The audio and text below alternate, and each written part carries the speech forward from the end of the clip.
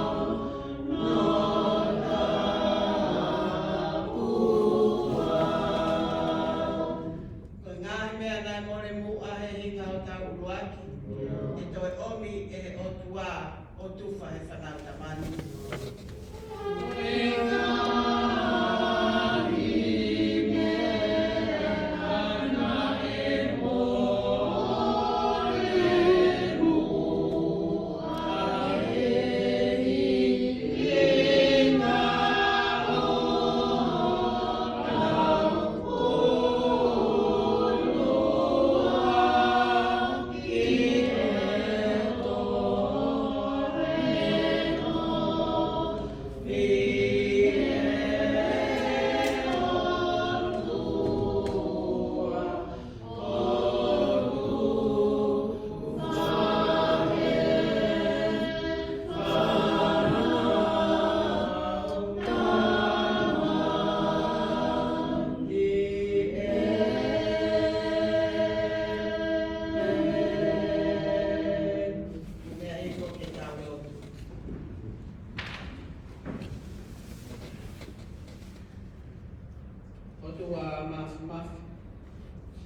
Koe mauta mai whakahewani ai a Fiona. Ai a Fiona o kuke a Fio i o talo ni. Ta mamau atu, tai maha kulea. Ka mawilo ko ho o wha o ko mai no alo ko sisu ka aisi. Pea ukeni ho lau mare ma oni oni. Ke whai ho mau whawhetu tatu mai a Fiona. Ta mabuno ai pia ma loto whawhetai he koe o tua o ku Immanuela. Ui kai puli beunga ha mea he a Fiona ke mau loto mai mau ku. Ta koe tau kai mananga o mau loto. Ka mabuno o hu toto aki atu. Pia mai kore whakamore more o bete ate mau ngahi ang halang. I he lea, i whakakau kau. I tō onga kotoa pe. Tupe mua e o tua ke hoko ho tata ana e tawhe e funga kolosi. Whakamaa e mau ngahi hia. Pea whai ai ho mau whakamore more ki. Pea mau rea whakataha pe pea moho pani ke meesi ki a te mau tolu e o tua. Ke tāu mo manawa o wha. Ke tā matei e mauanga hala. Ki hoa mo lahi ho ala o wha. Whamole ka ki mātua ki fō ki mau tolu me mau ia. Te ai ke maa me mau ngahi anga hala kotoa me. E mau ilo e mau ngahi tangata au mau whi a mau pe moia. Kai whakawhetaki. Ka koe ato nai si hova. Nā ke wholofola i mua. Ko ki mau tolu ko ho whanau. Nā ke ohi ki mau tolu. Pea whai ai ho tataki. Hange ko tataki ai whanau ki swedi i toa wha. Nā imina nau whie kai ai. Nā e hoko mai ho manau. Kana i ke tu mao ho palo me sine o nau he he horo. Ka ko pau ke nau tu uta ke whanua i tala o wha. Ko mau tu uta ke sapa te whaka osio hi wai mahi na koe. Ko whakawhetai pe malo sisu o taki whanau. He ko koe ai ka hapi temi o hala toa wha. Pe neo mo ko whakasipi he pe ki mau tolu. Ka uke kumi mai pe. O ke ilo ki mau tolu. Ia whakafoki ki e tākanga. Ko fia ia o te ohi i he whasaioni o e a Fiona he awha koloa koe. He mau ilo. O tau whio pe mai a Fiona pe o whai ki mau tolu e a Fiona. Pe a mōni a sāpe. Eiki koe o wha au koe moana loloto. Pe a ngau ki fua e mau mai a mahia kotoa pe. Ia ufi e mau kovi. He taa o sisu. Ia mau veke ke mau kau na mau karistiane i e taha o fitu pe. Ko mau whatungi e tutonu ke lotu ki e Afrika. E koe o tua e whai mesi mo e whawhakamore moi. Tuai ki e hou au. Ka kuke whai manawa ofa. Mau kau e lau e kau. Ki tōkanga ngō e nōti. Lau mari lele i me whanau whakamupuna hau eiki. Ka wātua moha amta kure. Ka ndai se tua tāna mahano toko ni. Se tua ta malolo ka ma whare atangata. Palestini ka humaa si ngai whae fita. Tare ki tāka me toko loto. Whanau whine mui mo tala poa si e mau whanau. He mahu inga ai mo ui. He ka ikai ha mana ma mo ui e kai a mau toro e a koe. Mea ko koe o kuke pule au ni. E mau whawhetani atu. Mau ununu mai he awha kolo a koe. Ke fuho mau kawai saioni. Koe lotu whawhetani mo hi whilau lau ke a whio. Ke teke ho lau langi. E mo gloria. E ke mau ki whewha mo oni aki. O pikai hatoi o tua. Ko koe toko tahape. Ato nai si hou. Ma whawheta e o tua he kukei lau ma ui pēa tau kanga ngō ui o nōti. Neo ngō pikai ki mau kato e saioni. Ka mau ilo mau ke inasi e tufa mo ui ai a Fiona. Sio ke hala whono ngā. I kai ke aha hoa ha ngā ue hoa mo taha. Ma ia ke tuku ngā whainga māri o maui. Ia i mau kau ngā whanonga pilikini ko i kai o nā tōru he aho koe. Ka i he mau kau he aho ni, mau whawhetaki. Ke whai ho ki whakalangangi mu whakahiki. Mau te whakawhea pēa e a Fiona e o tua ki ke hifo o tā ke kina ki mātou. Whai tā koe kina takatai ki se tua tāka o maaho no whare. Pea moe fua whatongia moe tūta whaaki. I he pole taki ai mo ui ke hoko koe polata e lotu maawi one a Fiona ki potsi asi koeni. Mau ilo e o tua na mau whanonga mai he hala whanonga nei kai ke whai mo fua. Ta koe wia koe taki whanonga a Fiona o kutoka maari e pēa whanonga. I mo whawhetai ko wia ko tatai se tua ta mālolo. Koe tāpu ake e mau ke mi whanfonga ma mata ke ono fofonga. I whanongoa hono he o. Ai ki taki, ai loto lahi, ai tui whalala ki a Fiona. Whapurupuru aki ai o tua ai iwi pe moe mo ui lele, ai tāpu aki pe moe mawhi o a Fiona. Tu pegeri ki ma uiwi, ma lohi, mo ui lele mo hanonga, whalala pe tupi ki tai ki a Fiona. Wai whiga o ma ai whamiri pe moe tau i o whai. Tu pe o tua ki whakakato me lungina. Whakafo mai ka toke tāme moe mo ngahi, whakauta. E mau ilo e o tua ne o mau si o hange pe ka i kai. Ka hoboi au ke pule. O ke haia whawhawai e mau lotu hapai pe au i ki a Fiona. Hange ko ui a haa isineri no tonga e nana nofu pula i spite. Ka nā ke whanongoa ka nā ke toko niki. Ka nā ke vete ani a pōpula. E whai tāme ni nai whare se tua ta mālolo ka maa whamiri pe whamunu ia. O hanga ko hiako si se tokon se tua tāma whai whare a tangatu. Whai tāma i kina si ngahi tamai ko tope, ko taki o e whamiri, ko pōturiki o si asi. Kai milahe e o tua ko whai pēa ngā ue, tangi pē mo tope. Ka mo koe ki whakai pē whakawhai mo fua. Ko kina o kei hoko pē ko e kau taki. O whalala o tua pē whakahoko ai o whina ngā hoki whaki. E ko pōpō ki ngā ue o si asi. Mohanga ko ia ko si iho a se tua tāka ma palestini ko ngā ue whawhine. Mau kei whanonga pe he keresi o mahina ko e ni pia mo e tari ko au ki a Fiona. Ko e mau kovina ni te ia ki mau tau ki a tari ko au mo ui o e taku ko e ni. E whai ai e mau whanonga o mau whawheta. Ko ia ko whae whita ki mau ai mana mo ui ki whawhonga si wha kai whiwhine ko toa pe. I he tari ui o i kuata o e taku ko e ni. Kono i kai whaka pe lelei. Ai mau ki whakatahataha i he mo ui e tāpua ki o e a Fiona. Ka lava lelei ai po ngau e whawhine ai tari ui pe mo hiva. Mange pego lau ai po tō ko whae whitau mahuru angi ia he makakula koloa. E mau ilo ne o ko mata lelei mo hoi hoi fua ko ngai mea ue i whaika whalala ki ai. Ka koe whiwhine o papasia ke si hova.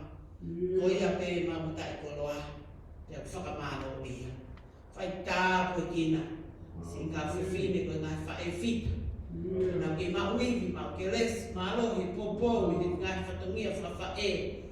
Kai uma ai pōpō i ngā hau te malot māri o ngā whiwhine. Mahanga to hia ko tare ki tāra māhanu hoa, pe he ki tō kutoloto. I kai pete mau whiu pe pahi hea pai atu ai whānau ko e ni ka hako e whamiri mo sias. Pia neo ko pe o kuhange o kai ke mono mana koa e whanonga ki sai o ne. Ka mawilo e tua nai tōpe ki ai ai tenga talu mono whanau. Pakutai so pe lau tō whakasapat. Ka uia ka lakanga i tala hau me whine mui ko nau mak whamiri o ki ai ai whanau ka kakanga ki tauri o nau mak ki whamiri. Ka mange ko lau ai poto e i kai mawahe ai wholofulana e koe ngahi yako naki na e whai ke tau toru. Haki pe o nau ki ai, mawilo pe koe whakatua merie. Ka mamamanta pe ki ai ngahi aha koe. Ai ngahi tauhi ki he nā whamiri pia koe tauhi ki he mātua pia peheri ngā whatongia ai si asi. Whai tāpe ki nā heo steo, kai uma a moa, pia moe whatongia o hiri whaki ki hona uma. Kai ke toi tuku hai, o whai aki ai māte aki pia moe fua kolosi. Pia moe whalala pia Fiona, te ki whakawhai mo fua. Pia ke nā mahaloto lahi no totoa ne mo na ki vāhi hala i tala hoi. Kai whakakato pe me ngina haloto ko whaki kakato ke whai ai whinangaro ia Fiona. Taki ki nau toro a whanau me tō tupo ke nau apasia o tua. E te tonu e nau whiri me mo ngahi whakakau o tō apea. Whakai me whawhai o fua me ngina. Whanau lau me whakasaka te kua te kati atu pe ke a Fiona. I whai o nau tataki mo nau tau ki. Mahanga ko hiako si lātu. Peheke nau tōro toka he mohenga mamahi. I kai meo tua taimia. Te mau ta whoki me a Fiona i mau ilo koko koe puke mau mo ui. Koe whakafo mai i kau toke tā me kau matau tau. Ka koe mau lotu o te kake o hange koe lotu nai whai e mo te ki ai ka maa e seta. Lolo tonga pe hono whotutu e hamani ke whakaaua ka kai siu. Ui, a tahine ko e se tā ke hoko koe kuini. E leo no tua nane mana wahe pe ai ni fia. Kai tā koe palangi ai a Fiona ke whomai a koe ni e seta. Ke whakahauwhi ho kakai. E koe komi nā nite na ake tala me muka. Koe kakai whiri ai a Fiona. Mau ke ni e aha koe ni e ai pe huingu. E koe pe palangi me mo ngai whakatuntu. E ua na whai a me mau sio ki ngahi halafono ngā pia mau whokvavi pia mau vai. Pia mau pehe koe hae ukinga. Tupe mua e tua ke mau lote mau au kai. Pe whalala ke a Fiona. E koe taimi ai a Fiona.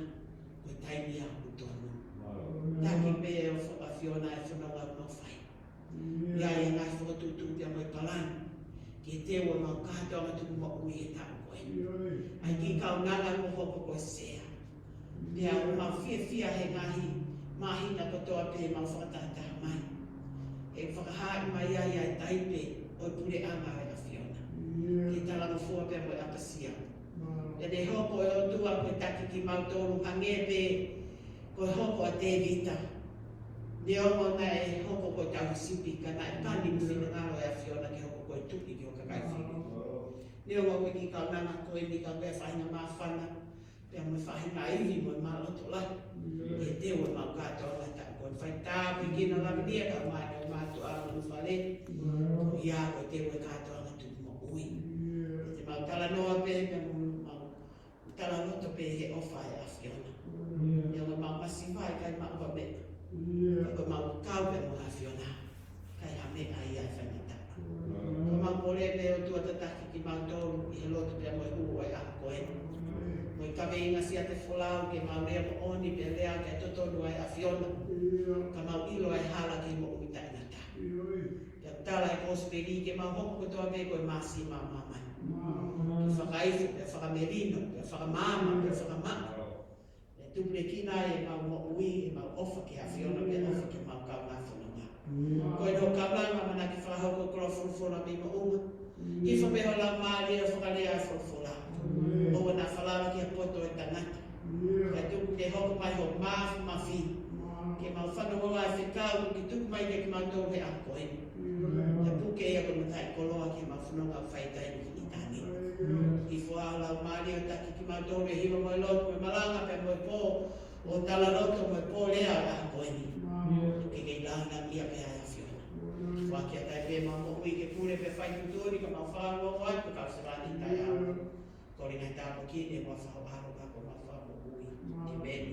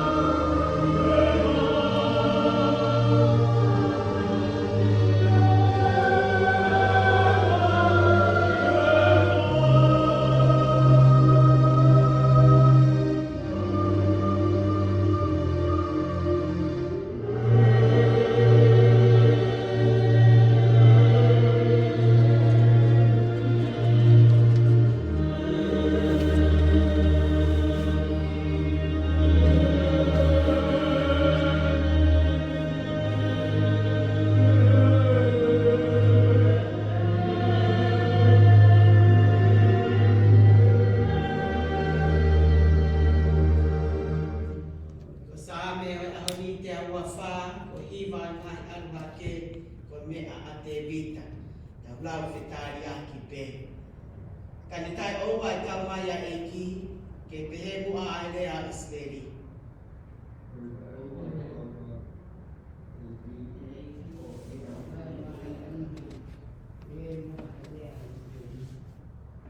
Pehe na nau wholo mo ui ki tau tolu I kakaha mai e nau o pau. Pehe ne lone tuna ki tau tolu e nai mai, ne laka ai mai ta whee e tau mo ui. Pehe ne laka I e tau mo ui e vai wha whie lahi. Ma lo o sihoa ai kai te ne tuku e tau ane ha anu I e nifo o nau tolu. Ko hao o tau lau maari e hage ha manupuna, me he here ai turi manu. O tau mau ai here kai hao ki tau tolu. Ko tau toko ni o pi e wafa o sihoa, ai ane ni ngau ai langi kuma whanua. Amen.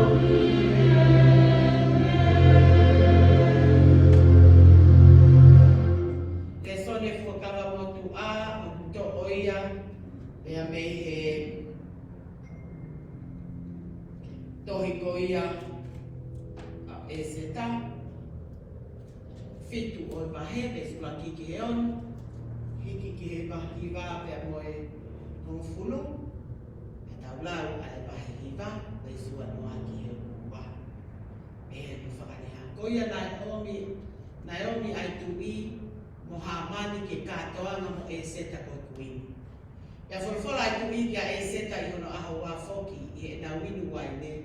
Koe haho kore kuini e seta, pia e atu. Iyo, koe hae mea ke whie mau. Pea e whai neongo koe mai ua o pule anga. Pea tari e kuini e seta o ne whakatau whorwhora. Ei, ka koutai maarie, ofa I he awhiona. Pea ka opune rei ke awhiona, pea tuku mai ke mo ui, ko e kukorei, mo hoku kakai whoki. Koe mea I au ko whie mau. He ko whakatau ki mautolu a au mo hokakai ki whakaauha ke tāmatei pia ke whakaosi. Ka okane ko whakatau ki mautolu ki tamaio eiki mo kaunanga pehe ko whakalongu. Neo e kai nawa e whili ke whakai e whakamasiva o e tui. Pia whorwhora e kingi e hasvero kia e seta koe kuini. Ko hai tuia. Pia kune I whē ko a fungi ono loto ke whaiha mea pehe. Pia tari e seta. A tangata whakamamahi mo whiri, a hamani kovina, pia mana wahe a hamani I ao e tui mo I kuini. Pe whakatau whorwhora hake a hapona ko e taha I e kau I unoke, na e whai a whakawhi ao ki e tui. Makai whoki ko e akau na e ngawi e hamani ki a mote ki ai, na e tala mea aonga ma ai tui. O ku kei tu uia I e whare o hamani, o ku nima mo furu ki upite hono maalunga. Pia whorwhora ai tui. Whakatūwhana ia iai, koia na nau whakatūwhana I ahamani I akau na ane teu mo o mote ki ai. Tēnā e toki loloua I ai hōhau o I tui. Pea tohi e mote ki ai ai ngahi mea ko ia o ne ame tohi ke kausiu ko toa na e tūkui mahi whanua o kingi e hasvelo. Ai ofi mo I mamako. Ke whakapapau ke nau tauki ai aho hongo furu maa wha o mahina ko ātari. Mono hongo furu maa nima I e taku wōua. I e taku kotoa pe, he ko e ono aho ia, na e mau no ngai kausiu, ni nau ngai whiri. Pea ko e mahina ia na e ririu ma nau tolu he mamahi ki whiwhia. Pea me I e aho tangi ki e aho lele. Pea ke nau ngawi ki naua ko e ono aho, whai kātoanga mo whakawhiwhia. Ko e taimi ke whetupa I naskaki, pea ke ame mena I e masiwa. Amen. Ko le son me prosperi, ma anche mahiva pe stou walu ke ni manoa. Pea lea kia teia sione o pehe tangata eiki na mau ilo hataha o kune kapus te volo I uafa. Ka koe toko taha mi kai kau i o tau lahi. Pea mau whai ke ta ofia ko hiko i kai tene kau i o tau lahi. Ka katari e sisu o ai ta ofia. E mi kai hataha tene whai ha mana i o kingoa. Pea ne hanga lewa o lau i kovia. E koe au mi kai tene tuu ki a te tau tolu o kune tuu ma tau tolu. Pea koe au tene angi ki a te kumotolu. Hahu awai koe wipe koe hingoa. Ko pehe o kau ki a kalaisi ko awe o ko talatu. E i kai au pito mole e ne totongi a ana. Ka au kai ha tangata tene whakatukia hataha i si tamaikini o kutui. E ka ne tau ha fumaka whare i e kia o tangata ko ia o ri ki tahi. Ne ngutu huange ki a te. Pea ka pau whakatukia koe e o ni matu usi atu ia. O ngutu huange ha awa o ni matahi e mo ui i ha mole ni maua kihe na. Ko ia aia o tae mate i hono a whi. Aia o pikai au hai ho nau au. Uanga, e a pikai mate ai ai a whi. Pea ka pau e whakatukia koe e o ma e tu usia. O ngutu huange ha o aku e tahi e mo ui i ha olive e ua ki he. Aia o pikai au hai ho nau uanga, pea pikai mate ai ai a whi. Pea ka pau e whakatukia koe e o mata. I aki ia. O kumutu huange ha awa umatataha ki e pureanga o e otua. Auha, i haori mataua ki e kihena. Koia, aia o pikai auhai ho nau uanga, pea pikai mate ai afi. Ko hi e whakamasima ai kakai ko toa pē aki afi.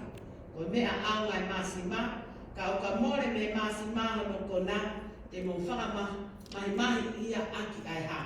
E, mo takitaha tauki i holoto ha masima, pea mo fe ofa o whani i ho mo whea lai. Tuki whai tāpoi kina e o tua ai wholofola ko lau maa ki tātoro. Amen. Ko e hoko a tai pē tau malanga, ka te whai pē haki malanga no. So whakahoko leo hei tangata i se tua tāi tau pono tu. Tāpki a whio tua mafu a whio tau loto ngā. Tāpki e whanau mu whangamu puna ho eiki. Tāpki a kau atoa mu whale ma tā pūne. Tāpki tangata i se tua tāka o ma a kono whaniri. Kono se tua tāka o ma mu whale. Whatapwe ni se tua ta marolo, o ma winek mu whamiri. Pehe ni whale a tangata. Tāpu heni ki hoa se tua tāka o ma sina whae fita ko toa pē. Tāpwe ni ke tane ki tā, ki o steo ka mai talavo me white mui. Au si ai tau whanau. Tupe whainga maari e koe ki whai pēha malanga, i whaka o singa e mahina ko septema, pe to hoko atu e tau polo misnari o tau koe, koe aho koe. To mo whawheta i o klau maari e ki o tua mafi, ko ia koe tāpua ki mo ui, e tau inasi ai, i he whaka kolo a koe. Thank you for coming, I truly appreciate it. You're being here with us. May God bless you both. Thank you. We didn't know that it's in a different language. The English service is at 10 o'clock in the morning, and then now is our Tongan language worship. Oh. So you're welcome to join us at 10 o'clock in the morning. Okay. We'll be back. Sorry for disrupting everyone. Oh, thank God you. bless you all. Yes. Ko e kaweka ko fotu ke whai mea hi malanga no, ko koe masima o mamai. Mā te wahi wāwes ni manoa pehe koe mea aunga ai masima. E ka o ka more me masima hono kona, te mo whakamahimahi a aki ai ha. E, mo takitaha tauki hono loto a masima, pea mo whi o whani i ho mo whea ngai.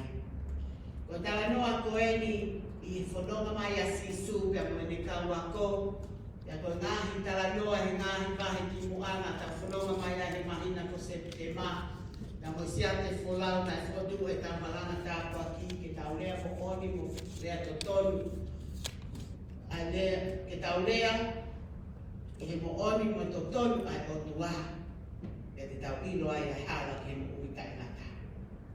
Pe he ngahi pahe ki mo ai ko speri a maa ke o tala noa ai ke hanga sisua ko ne kina ne kaua ko. Ko hia, ko tai milahi, o punau whakawhekiki ko hai e mua, pia ko hai e nofo e ta whaaki o sisu, e tala e sisu, ko ia fie mui mai ki a te au ke ni hoko ko se whaniti. O pau me mātu a kaniha mate a ki o fua kolosi, pe a ke hoko ko honu wai. E au mai ki he ahoni, o ke whai meho no ako me kina e sisu e ne kaua ko, ko ia pe o hange ko si a te wholau, e ama whiwhi tau mako a ture anga o tua. E kai ke mahu ia hataha, o kune mua pe o kune hoko, ko ha taki ka wikai ke mahu ai loto tuku lolo mo oni, pe a moha loto whakamatea ki mo fua kolos. Ko ia mui ki a sisu, o pau ke fua kolos. Whamano lahi a se tuata ka imana familio si a si. Whanau mai mahina hiwa ko e ni. Pe a mo fua kolosi e ngā fua kaweka pe a mo ngahi. Whatongia o si a si o tānaki a ke ngai whatongia i whamiri. Pe e ahoni, o tātou whanongo pe ke hanga i sisu a kone kina e ne kakai. Tā ko mui a kia tā kia sisu pe a katauko ko karistia ne.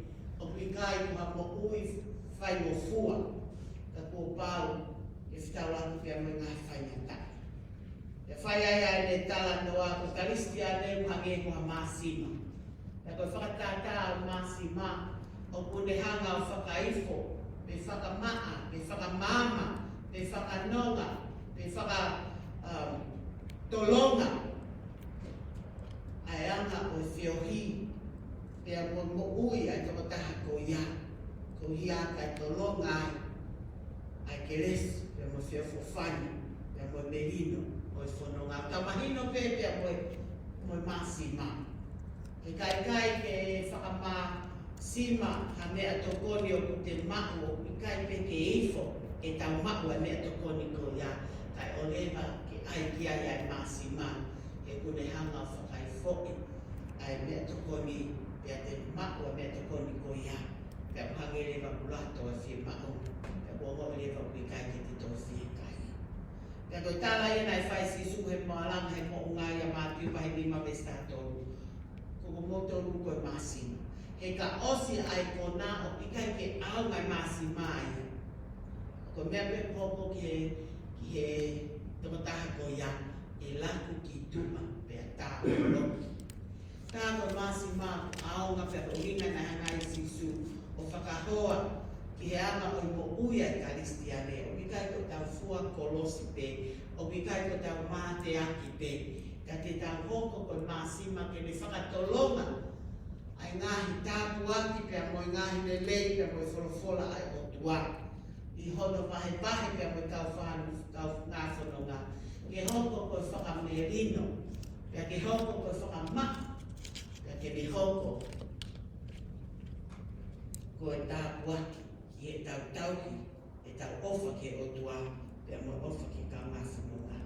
Na e hoko a kuini e seta koe māsima.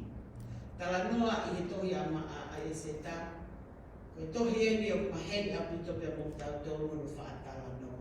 Kau whakasi pinga mai i he mo ui a e seta, i he anga o e tomotaha, na i kai ke aha palani ma whakatutu pe mo amanaki ki e le mo ui. Kau whakasi pinga mai ai, koe tomotaha, na whakavai ia. E na ane ngawe au na aki, hono taimi, e a moi tuunga na ea o ki ai na hoko koe kuini o pesia, ke ne whakahauwhi ai mo ui koe kakaisi. Na e hoko a mo te ki ai koe māsima. E ne ongo na e i kai ke kuloko manakoa, ai kakai siu i pesia he taimi koe ni. Pea na e tala ki a ki nau tōku. O pau ke nau punou o lotu ki e o tua. Na e lotu ki ai a se lutu, ai tui e hasi ki tero pea boi kakai. Ka na e puke maku e mo te ki ai a e ne tui ki e o tua mo ui. Te na e kai ke ne punou ki a hamani. O e taha, to e kautaki, o e whonua. E ko ria ko i kai te ne punou ki ai. Tupu ai ai.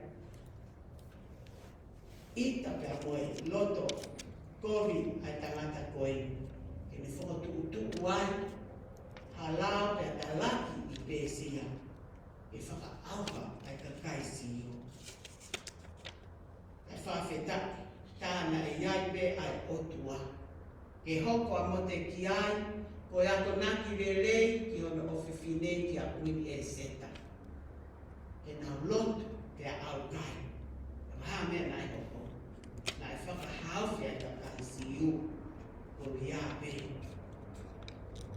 Ko e hoko a mo te ki ai. O tui o tua, e whalala o tua. E nai kai ke fo, e vai vai.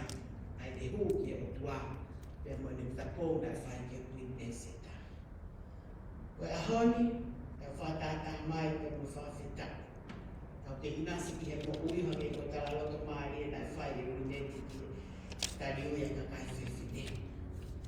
E ano neo mo koe hara whanonga nai whonu whai ki tana. Ka nā tau piki ki he maasi ma ko sifu kalaisi. O kutolonga pia ta inata a ene ano ofa. Ko taiti koe na e ongi ai kakai islemi o whai tau ni whenau lau i e te pare. Na i tala mau pe mo sesi ki a kina tonu. Na e ui a e nau wheilau lau, ko wheilau lau ko fuakawa whakamasima. Ko hia ko ngai wheilau lau ko ia te whakamahino asi ai masima i nau fuakawa. O pehe ai tae ngata pe amo i kai ke e aha taimia e osi ai ofa ai o tuama ni COVID-19 te ki Israeli. Kako na wampe o mai nau fuakawa whakamasima o whakaha o mau wheilau lau o hake ki e Sihova. Ko hia he tae ngata e ne ala o wha. E ne whai besi mo ne whakamore more. E kai ngata pe ha Israeli. Ka o hoko atu ki he hako mo hako. O hange o e tala na e whai kia e palahamu. E hoko hono hako o COVID-19 te pia mo Sihova. Si asu ko tawa mai ke aha koen. O tau whawheta. E nai hoko masima ko sisu. E ne hanga o whakanonga pe whakawhie maarie. E tau hala whanonga. Nai hoko whakatolonga mai ki tau tolu. O wako mai ki e whakaosinga mahina koeni. E kai ngā tai. Koe masima ia. Na e tawhi o no tata a he kolosi ke whamaa i e tau ngahi ala ia. Pea i e ahoni. O tau lau monu pea tau lau tākua. O ia ko tā kuaki o mo ui. E tau ke kau whakataha. I he talaki o wholofola. E ke tau hoko pe o kau mumui o karaisi. Pea i he tau mao e masima ko sisu. E hoko e tau rea. Ko melino. Ko whio o whani o hange ko same te au toto. Wakai o no ikai lelei. O no ikai sai. Ai no nofo a kāina. Whakata. E tau nofo melino. Ka mo tau kakai ko toa.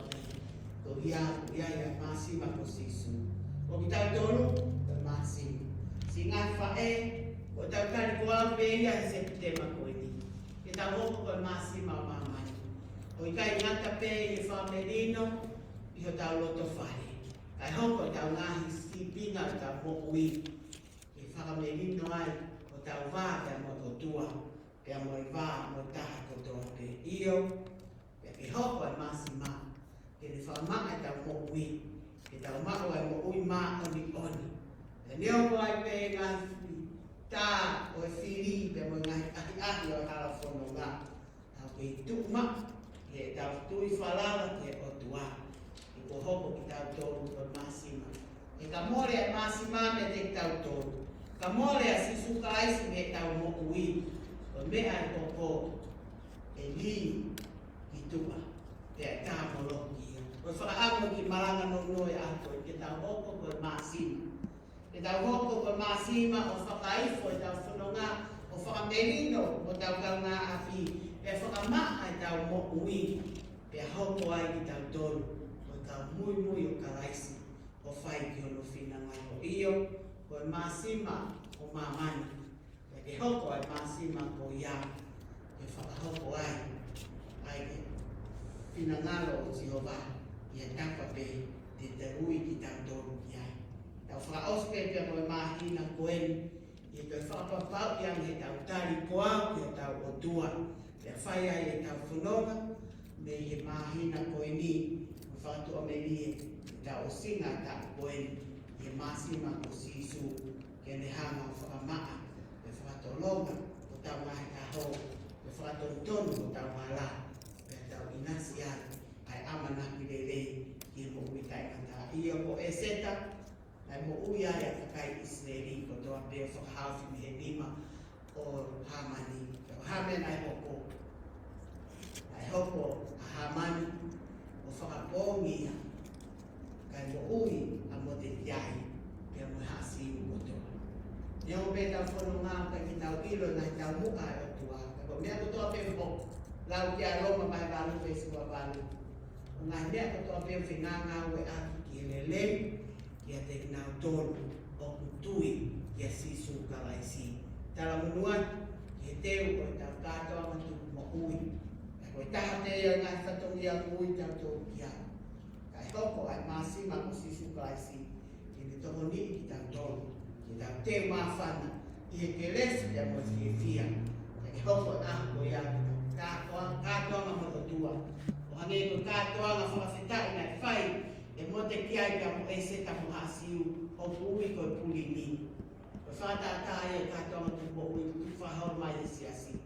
E nai whahau fia hasiu, pia ui ko toa ka kai siu, ka nau whakataha mai. Pia whai ai nau kātoa ngā whakawhitai, pia omi a ngai fua ngō we, pia omi nau ngai monu manu, pia nau kai ai a e nau whelau lau whakawhitai ke Sihova, pia tufa ki e masiva, pia ke hoko hoko mai pe, ai kātoa ngā koia uiloa ko kātoa ngā pumini, ke whahaa, ai honga ia ai loto pia moi mo ui, ai toko taha ko toa pēna ai hoko koe māsima, o ne tari a sisu kalaisi loto, pia he ne mo ui, o ngāwe, o whai a whina ngāwe o tuanu, e hua whaitanga, aro, lau mare mare oni, amen. Tau hiva e nima ngea tō mo fumanima, kore atu ki se a ke pe mai, hiva pe e vesi e taha. Ko ofa hulu si ofa ae, ma mao he ata mai kotoa. Kai whenga hoku loto ke tatai, ma ulahi, ma aluna, o loa e ofa.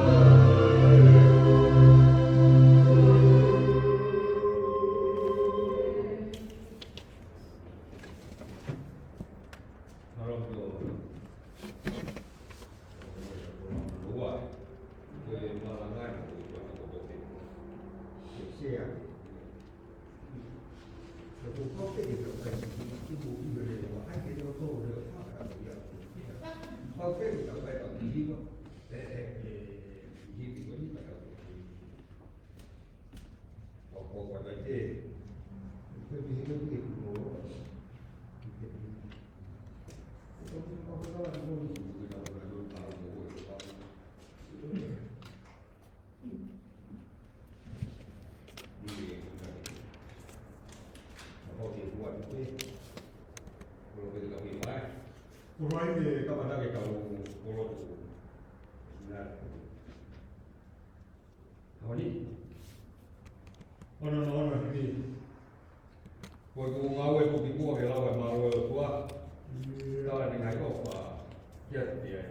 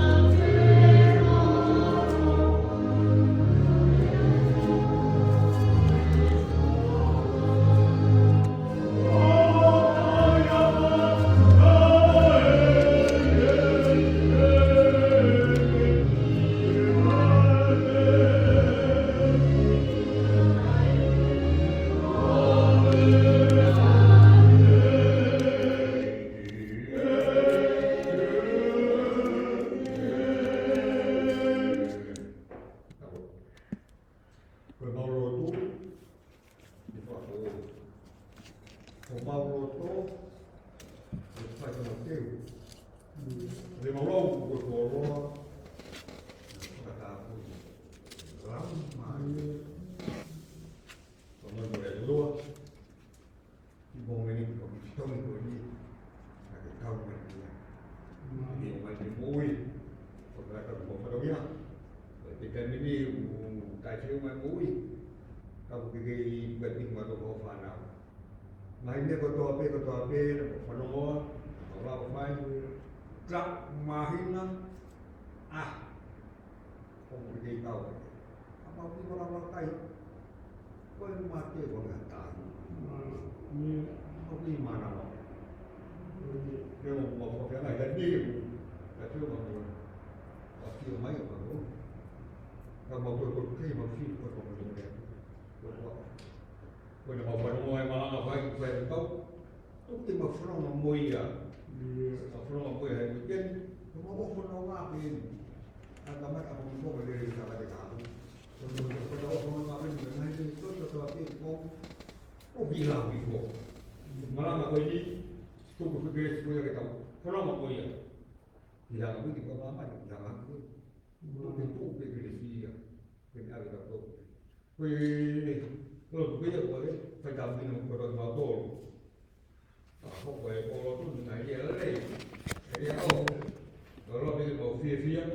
E te watu ma tū mō te mai. Mau sea. Ma kau mai.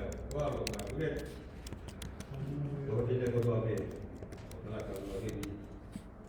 Mau hikotoa te o mako. Ka whio. Me lau e hiwa tā. Rai te tau koko ka si ruka tua tuku Mare sisu, mare sisu. Ai te tau pe e a. Ko ngāo mea māsi ma koe. Tau kei ngā ia, ke mama toro kai a whukina māsi ma. Kai, ko sisu kai ni mā. Koe mo ko pēr te puni. Ka mau koro ka te mo koro māpara ke. Hawaii, ma kore ka mea ni kua mai. Te huana ni aka mai ka kawotu. Muria pehe, mau sama di depan.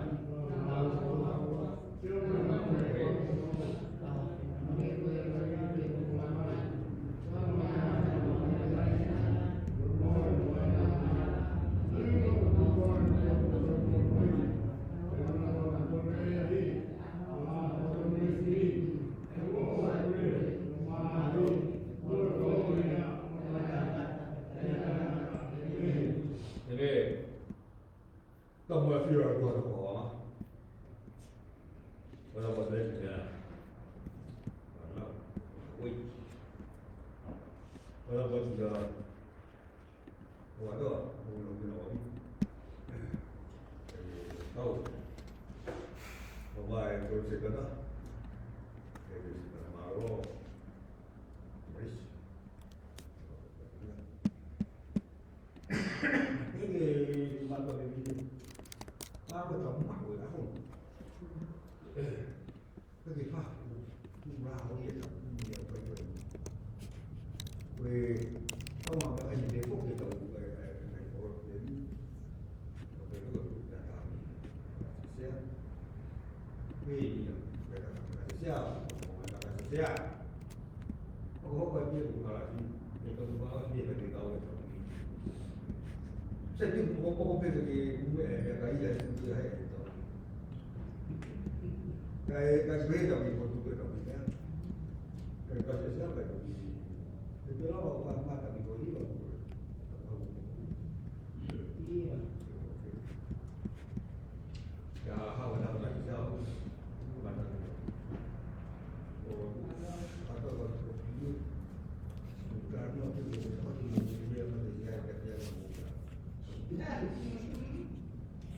Ai ganda ni ko iwa ko kolosi ko ha. Kata kita katanya.